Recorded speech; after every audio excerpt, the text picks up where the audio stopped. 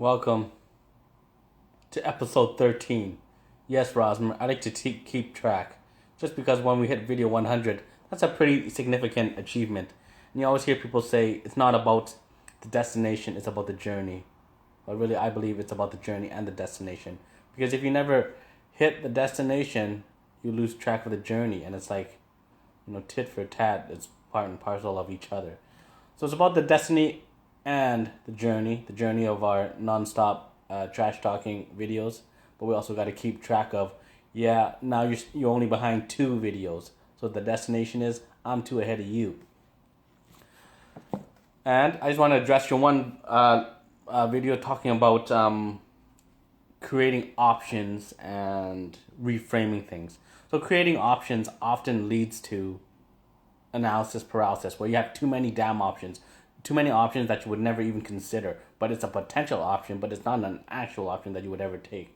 So I understand that, it's good to have options, but usually in real life it comes down to A or B, really. It's either A or B and you make a decision and then that changes everything else. But it's A or B, A or B, A or B, and you just keep going ahead with A or B. So I'm going to challenge you on your creating options idea. I think that's only effective to a point, but more so than not, it creates analysis paralysis, and too many options pretty much leads to indecision. And you look at a lot of people often, when they don't know what to do in life, they have way too many options.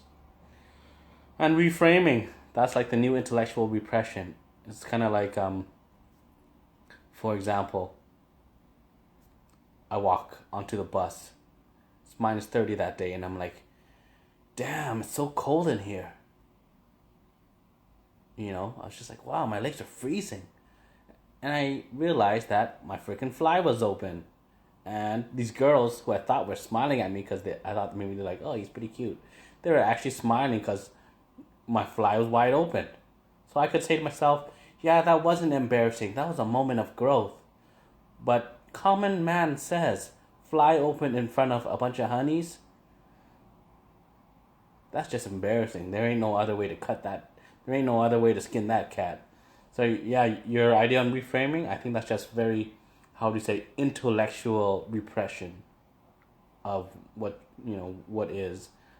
And it's just masking of the problem, not really addressing the problem. And I think the key to solving anyone's problems is first acknowledging the problem for what it is, and not trying to reframe it and then relabel it, and then try to solve that false problem, because that's just pretty much, in denial of what the real problem is.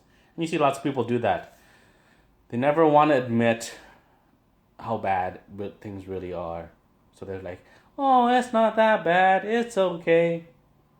But sometimes it's fucking that bad. Time to shit your pants bad. Or sometimes it's not as bad as they think it is. Right? So reframing, I don't believe in it. I think it's just kind of one of those things where, take it for what it is and what you initially felt about it, and then dive into it. Dive into the problems. And you'll see clearer and faster, because otherwise you're fighting. You're fighting the reality of what you believe to be true. And I think that doesn't help anyone. So, back to one of the last few chapters. The laws of success. And Rosmer. This is a classy t-shirt, man. Bruce Lee. That muscle t-shirt was just pure douchebag. This is Asian history. And honestly, I get compliments on this t-shirt from people who are not Asian. Like white guys in my Tai Chi class be going up to me, be like, yo, man, nice t-shirt. I'm like, yeah, I know, thanks. I know it's pretty cool, right? They're like, yeah, it's like the best Bruce Lee t-shirt ever. I'm like, I know, man, thanks. But anyways, yeah, coolness with class, not trash.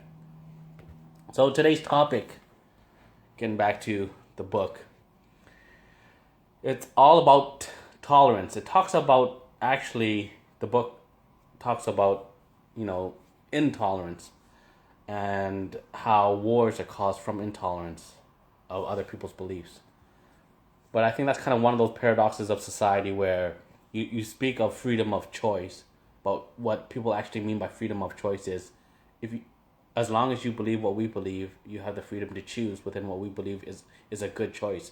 If you decide something that is not what we believe in, then really we have to eliminate your choices, because now you are considered bad, and we have to pretty much control you and make you do it our way. But yeah, of course, we want equality and freedom of choice.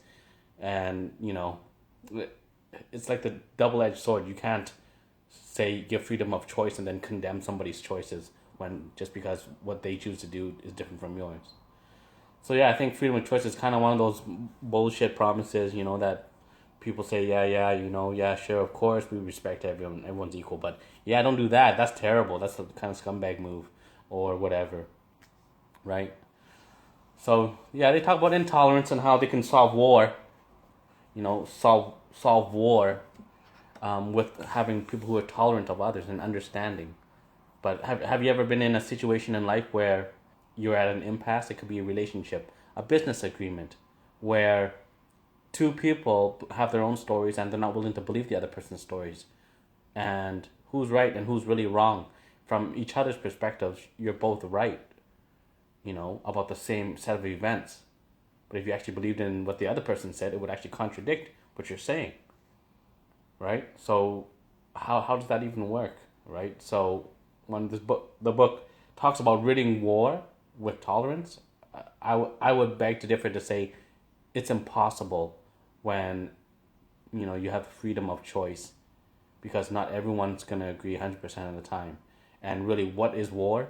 War is an extreme expression of disagreement, right? It's an extreme expression of disagreement. We may hear and whatever the other person, but we'll just disagree with what they say. And that's kind of in business, in life, in relationships. Everyone's come to this disagreement. And what they say is, oh, just be tolerant of them, and, oh yeah, poo-poo it, and then just let it go. But in real life, it doesn't work like that. There's sometimes you just lose your shit. And that's life. That's human. That's humanity.